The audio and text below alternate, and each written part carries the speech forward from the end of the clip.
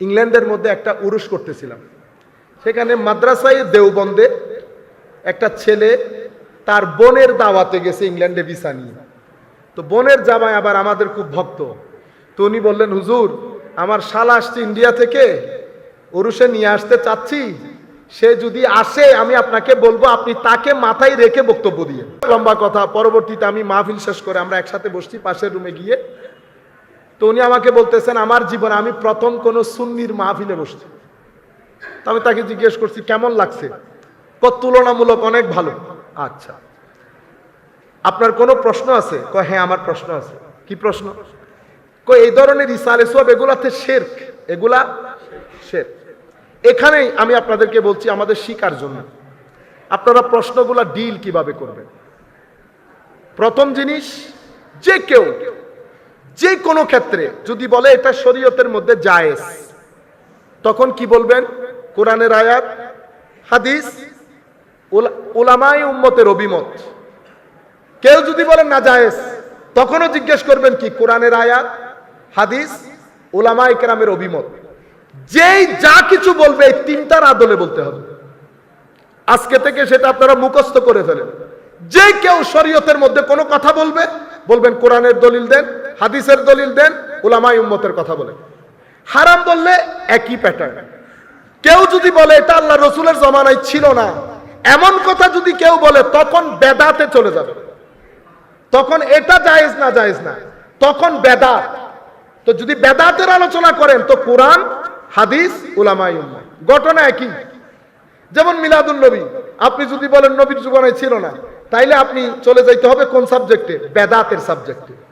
যেটা নবীর জমানায় ছিল না এখন আছে, সেটা বেদাত। এখন বেদাত কোরআনের দৃষ্টিতে, হাদিসের দৃষ্টিতে, উলামায়ে উম্মতের দৃষ্টিতে। আপনারা পুরো বিষয়টা বুঝতে পেরেছেন?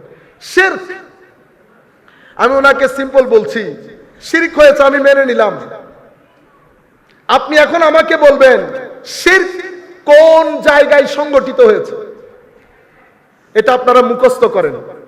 আল্লাহর, এটা সকল মুসলমানের জন্য এই জিনিসটা জানা ফরজ। একটা হচ্ছে আল্লাহর জাত, সত্তা, আল্লাহর সিফাত, গুণাবলী, আল্লাহর আফআল, কর্ম। তাইলে কয়টা পাইলাম? সত্তা, গুণাবলী, কর্ম। এখন আপনি বলতেছেন শিরক হয়েছে। এখন আপনি আমাকে বলবেন এই শিরকটা সত্তার ক্ষেত্রে হয়েছে, সিফাতের ক্ষেত্রে হয়েছে, না আফআলের ক্ষেত্রে হয়েছে? উনি বলতেছেন আমি তো আপনার প্রশ্ন বুঝতেছি না। আল্লাহ বলতেছেন অ্যাক্সিডেন্ট হয়েছে, অ্যাক্সিডেন্ট হয়েছে। তো অ্যাক্সিডেন্ট কোথায় কার সাথে হয়েছে বলতে হবে না? আপনি কেমনে বলে দিলেন? জাত মানি হচ্ছে আল্লাহ এক, একক, অদ্বিতীয়, শুরু নাই শেষ নাই। আমি যদি কাউকে এই উরুসের মাধ্যমে, আমি কি দাতাগঞ্জে বক্স আলী হুজবেরিকে শুরু নাই শেষ নাই বলেছি? বলি নাই। আমি কি বলেছি উনি একক, অদ্বিতীয়? তাইলে তো জাতের সাথে শরীক করি নাই। তাইলে জাতের মধ্যে শিরিক হয় নাই। সিফাত, সিফাতের মধ্যে কিছু সিফত আল্লাহর জন্য এক্সক্লুসিভলি, কিছু সিফত আল্লাহর জন্য ব্যবহৃত হয়, বান্দার জন্য ব্যবহৃত হয়। আমি যদি, যেমন আমিও দেখি, দেখি না? আমিও বসির, আল্লাহ দেখেন, আল্লাহ বসির। তো দুইজনে দেখি, শরীক আছে কিন্তু শিরিক হয় না। কেন? কারণ আমার দেখাটা আল্লাহর দেখার মতো না। আমি দেখছি কারণ আল্লাহ আমাকে দেখার তৌফিক দান করেছেন। আল্লাহ দেখেন সত্তাগতভাবে, আল্লাহকে কেউ দেয় নাই, আমাকে তো আল্লাহ দিয়েছেন। সেই কারণে এটা শিরিক না, এটাকে বলে জয়নিং অ্যাট্রিবিউট। মানে জিনিসটা আল্লাহর জন্য, আমিও শুনি, আল্লাহ শুনেন, আমিও সামি, আল্লাহ সামি, কিন্তু শিরক হচ্ছে না। কেন? কারণ আল্লাহ সত্তাগতভাবে, আমি আল্লাহর মাধ্যমে।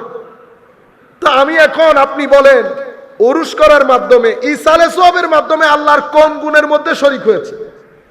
আপনি বলেন। উনি বলছেন না, সিফতের মধ্যে তো শরীক হয় নাই। তো ভাই কোন জায়গায় শিরিকটা সংগঠিত হয়েছে, কোথায়? আপনি আমাকে এক্সাক্ট প্লেস বলেন। কি ইংল্যান্ডে হয়েছে, না আমেরিকায় হয়েছে, না ইন্ডিয়াতে হয়েছে? আপনি আমাকে বলেন। তাহলে আমি আপনাদেরকে কি শিখাই দিলাম? কেউ যদি বলে এই কাজ শিরিক হয়েছে, আপনারা সিম্পল জিজ্ঞেস করবেন জাতে, সিফাতে, আফআলে কোন জায়গায় কিভাবে শিরকটা সংগঠিত হয়েছে। সুতরাং আমার নবী সাল্লাল্লাহু আলাইহি ওয়াসাল্লাম বলছেন ইবাদত করিও, শিরক করিও না। আমার নবীর দরবারে সাহাবী এসে জিজ্ঞেস করতেছে, ইয়া রাসূলুল্লাহ সাল্লাল্লাহু আলাইহি ওয়াসাল্লাম, হুজুর একটা আমল বলেন যেটা করলে আল্লাহ ভালোবাসবে, মানুষও ভালোবাসবে। সাহাবায়ে কেরাম আল্লাহর নবীর দরবারে কি কি প্রশ্ন করতেন, সুবহানাল্লাহ। আমার নবী বলতেছেন সিম্পল কথা, ইজহাদ ফিমা আইদিন নাস ইউহিব্বুকান নাস ওয়াজহাদ ফিদ দুনিয়া ইউহিব্বুকাল্লাহ।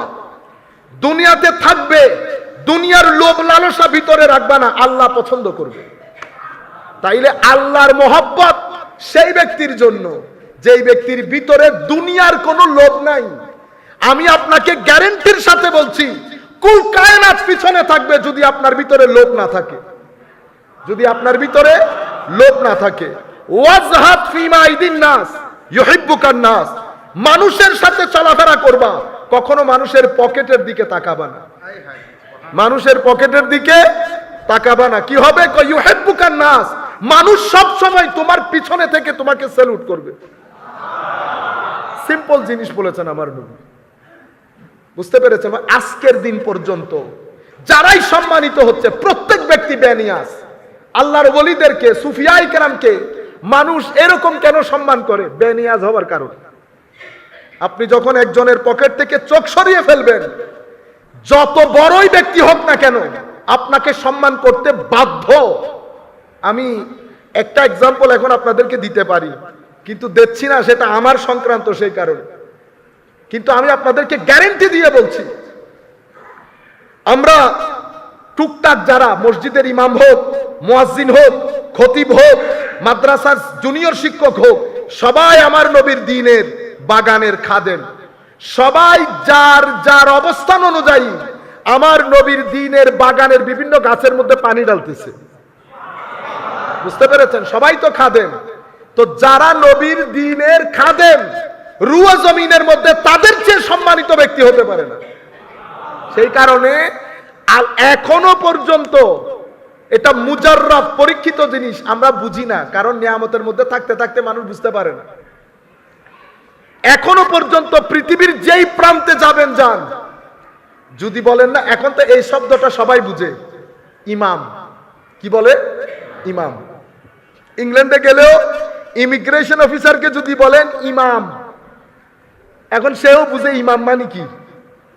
আপনি একেবারে আফ্রিকান ক্যারিবিয়ান কান্ট্রি, এই যে জ্যামাইকা, আমি কিছুদিন আগে গেছিলাম জ্যামাইকা, যেই প্রান্তে যাবেন যান, ইমাম সবাই বুঝে। ইমামের জন্য 7 গুণ মাপ।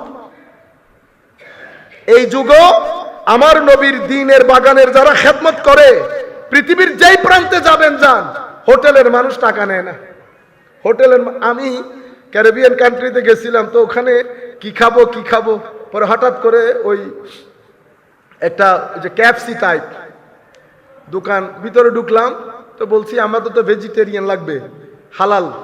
ওখান থেকে বাইরে আসলো মুসলমান ক্যারিবিয়ান, তো আমার হুলিয়া দেখে বলতেছে, আর ইউ মুসলিম? তা আল্লাহ, হ্যাঁ, তুই আমার দেখতেছিস না? তো সালাম কালাম দিব, ও বলতেছে আমিও মুসলমান। তো কি কারণে? আমি বলছি, ও চিনতেছে মসজিদ। আপনি চিন্তা করতে পারবেন, সে আমার কাছ থেকে টাকা নেয় নাই। তার সাথে আমার দ্বিতীয়বার দেখা হবে কখনো? দ্বিতীয়বার দেখা হবে না। কিন্তু সে আমার কাছ থেকে টাকা নিতে চাচ্ছে না। আমি তখন বাইরে এসে চিন্তা করলাম, হক মানে আমি কি রকম ডাজন্ট ম্যাটার, আমার সাথে নিসবত কার, ইট ডাজ ম্যাটার। আমার সাথে সম্পর্ক কার, মানে কার কাজ করি, এটা ম্যাটার। আমি লাখ গুনাহগার, কোনো সন্দেহ নাই, কিন্তু শুধু নবী পাকের বাগানের খেদমতের কারণে দিয়ারে কুফরের মধ্যে টাকা নিতে চাচ্ছে না। তাহলে সম্মান আল্লাহ, আল্লাহ রসুল। এই জন্য আল্লাহ বলছেন না, ওয়ালিল্লাহিল ইজ্জা ওয়ালি রাসূলিহি ওয়ালিল মুমিনিন। ইজ্জত আল্লাহর, ইজ্জত আল্লাহর রসুলের, এবং ইজ্জত মুমিনের হকের। তাহলে আমি আপনাদেরকে বুঝাতে চাচ্ছিলাম, আমার নবী বলছেন, তুমি যদি সম্মানিত হতে চাও, নির্লোভ থাকো। যদি তুমি দুনিয়ার মধ্যে থাকো, দুনিয়া যদি তোমার ভিতরে না রাখো, তো আল্লাহ মহব্বত করবে। আর আল্লাহ যাকে মহব্বত করে, সে দুনিয়ারও বাদশা, সে আখিরাতেরও বাদশা। যাকে আল্লাহ মহব্বত করবে, তাকে কি আল্লাহ দুনিয়ার মধ্যে বহুত পেরেশানির মধ্যে রাখবে? ও ভাই, যার কবর সুন্দর হয় তার দুনিয়াও সুন্দর হয়। যার কবর সুন্দর হয় তার দুনিয়াও সুন্দর হয়।